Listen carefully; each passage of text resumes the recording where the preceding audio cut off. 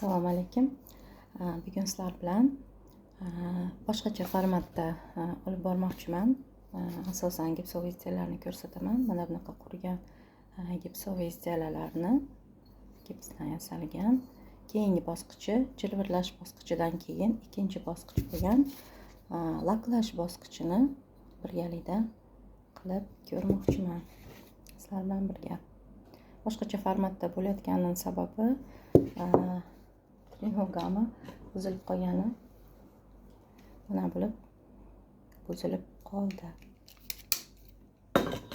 Lekin bu faoliyatni to'xtatmoqchi emasman, chunki ulanishga kerak bo'lgan videolar juda ham ko'p. Demak, boshladik. Ichki qismidan boshlaymiz.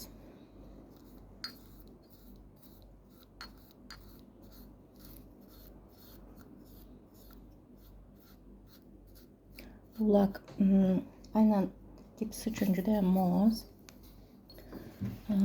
Bu lakni topib gips izdiyalarga mosini topgunimcha ancha oylab o'zimizda istab O'zbekistonda harakat qilganman. Juda ham qiynalganman, izdiyalarim buzilgan. Xuddiki tosh effektini, toshni yaltiratib qo'yadigan effektni beradi. Tosh uchun, gips uchun juda ham mos. Hozir ko'rsataman. Mana ichki qismi bo'ldi. Mana endi tashqi qismini davom etamiz. Chekkalari albatta.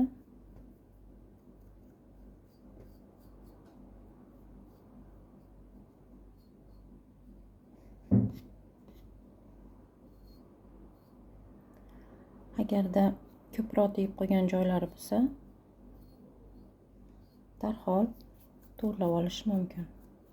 Qatib qolmasidan oldin to'g'rilab olish mumkin.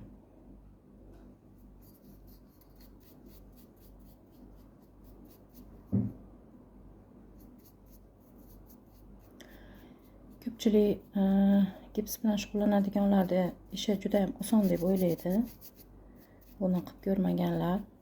Boshda men ham oson bo'lsa kerak, gipsni qo'yib qo'yish mumkin. Baribir plastikator qo'shilgan, rang qo'shilgan taqdirda ham, quruq yoki suyuq ranglar, ko'ylaklar qo'shilgan taqdirda ham baribir osonroq bo'lsa kerak. Sham pishirishdan ko'ra, sovun pishirishdan ko'ra oson bo'lsa kerak deb o'ylardim. Lekin har bir ishda bo'lgandek, bunda ham o'ziga yarasha qiyinchiliklari bor ekan. Har bir gips turini o'ziga yarasha xususiyatlari, qancha suv tortadi, rangni qanday chiqaradi, qurigandan keyin qanday holat, formalarga mosligi, uni qanchalik haligi baribir kirlanish darajasi bo'ladi, kirlanish darajasi, shularni hammasidan o'tib kelgunimcha albatta 3 yil davomida shug'ullanayotgan bo'lsam, o'ziga yarasha qiyinchiliklarni bosib o'tdim, moslash jarayonlarini bosib o'tdim. O'zimizni bozorlardagi narsalarda ma'lum bir mashhur bo'lgan marketplace'lardan, masalan, Ozon, Wildberries yoki o'zimizni uzun marketga o'xshagan marketlardan topish mumkinligini, ularning narxlari, sifatlari bilan tanishib, shularni ishlatib o'rganib bordim. Masalan, o'zimizni uzun marketda pas qo'yib qo'yamiz. Masalan, o'zimizni uzun marketda shunday G16 deb qo'yadi, haykaltaroshli gipsdan foydalanish kerak. Buni stomatologlar ham tishni plombalashda ishlatadi deyishadi. Bo'lmasam unchalik sifatli bo'lmaydi, chunki kirlanish darajasi yuqori bo'ladi qolganida. Qotgandan keyin ham o'zi gipsni o'zi bo'ladigan bo'lsa, ko'p vaqt ketadi. Bir tekisda bo'lmaydi chiqadigan mahsulot, izdiyalar. 25 mingdan kilosidan olib ishlatganman. Wildberries'da esa Samara gipsini maqtashgan ancha yildan beri, lekin oxirgi yillarda uni sifati ham pasaygani uchun boshqa gipslarga boshqa firmalarni gipslariga o'tishganligini, blogerlar, mashhur shu ish bilan shug'ullanadiganlar o'zini bloglarida, YouTube kanallarida, Instagramlarida qo'yganlarini, asosan YouTubedagilarni ko'rdim. Shularni maslahati bilan sekin asta izlanib, chet elkini ham olib ko'rdim, qilib ko'rdim. Narxi qimmat. Keyin o'zimizda maxsus shunday qurilish magazinlarida ham olish mumkinligini, uni ham hammasidan emas, Andijon bo'yicha masalan bittagina magazinda bor. Bozordan topib bo'lmaydi buni.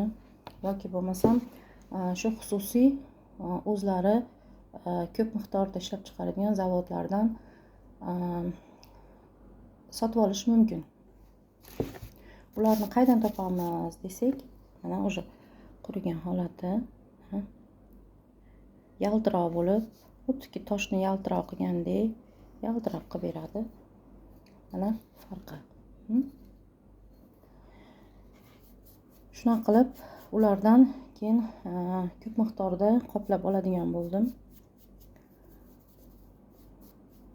Laklarda ham tushundik, qiyinchiliklar bo'ldi juda ham. Birinchi lakni topib ishlatgunimcha 3 oy davomida tayyor izdeliyalarimni laklamasdan laklanganlari buzilib qiynalganman. Masalan, o'zimiz akriloviy kraskalarni ham ishlatib ko'rganman, qanday chiqarkin deb. Haligi vazelinga o'xshagan suyultirish kerak bo'lganlarini berishgan. Bu basseyndagi qilsangiz bo'laveradi. Bu ham lak по камню degan toshga qilgandaqa chiqadi deyishgan, qilib ko'rganman. Yo'q, unaqa sifat bo'lmadi, kutganiga natija bo'lmadi.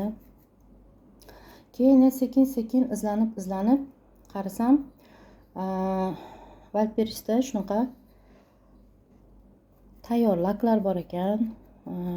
Millilitri, masalan 100 millilitri 50 mingdan 75-85 minggacha alohida shu bo'ya laklash uchun, yaltiratish uchun. Masalan, har xil turdagi bo'lar ekan. Birinchi turdagisi xuddi shunaqa lak по камню deb qo'yar ekan. Buni juda ko'p turi bor ekan. Keyingisi mana bunaqa holatdagilar. Buni asosan oq rakushkalar uchun yoki bo'lmasam yarim oy Ramazon nimalariga, zeliyalarga ishlatish mumkin. Manaqalar bor ekan, yaltiroq, kulrang.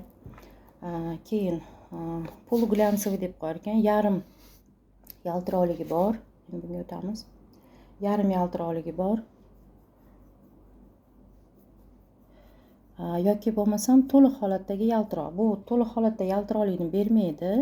Faqatgina xuddiki toshni nam holatiga o'xshagan yaltiroqligini beradi xolos. Shunday qilib bu izdeyalarni laklaganimizdan keyin juda ham chiroyli estetik ko'rinishga keladi. Gipsni o'zini holatida qoldirsa bo'lmaydi, chunki bu asosan hali poristli mahsulot bo'lib, qotganda yana suv bilan yumshaydi-yu, suyuladi. Qotganda yana o'zidan havodagi namni o'ziga olib, strukturasi buzilishni boshlaydi. Shuning uchun albatta o'ylagandaqa lakni berish kerak. Masalan, ba'zi bir buyumlarga, izdeya deyapman, buyumlarga matoviy berish kerak. Xuddiki laklanmagandek, ishlov berilmaganga o'xshaydi, lekin bilinadi tepasida laki borligi. Masalan, shunday haykalchalar bo'ladi tarixiy. Yoki bo'lmasa, masalan, qiz kashposi unaqalarimiz bor, har xil katta kichik. Keyingi videolarda yana ko'rsataman, ko'rgan bo'lsanglar kerak, lekin buni aynan bilganlarga emas, umuman keng auditoriya uchun chiqarayotganim uchun aytib ketyapman. Bilgani bo'lsa biladi, bilmagani bo'lsa mana endi biladi. Shunday qilib hammasiga o'ziniki. Yoki shunday texnika tanlanganki, bu texnikaga aynan yarim yaltiroq desam qanday bo'lar ekan, yarim laklangan holat kerak. Uning uchun polumatoviy degan laklarimizdan foydalanamiz.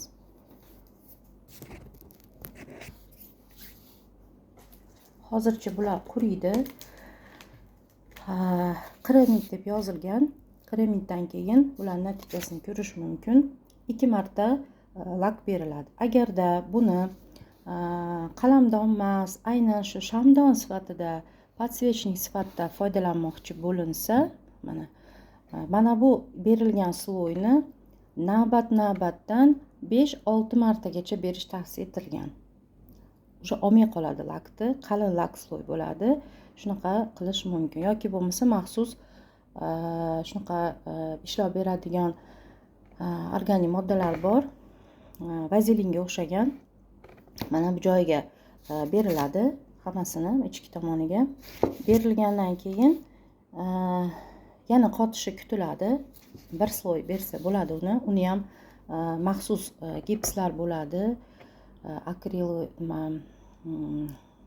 hozir nomi esimga kelmay qoldi. Shunaqa maxsus gipslar bo'ladi.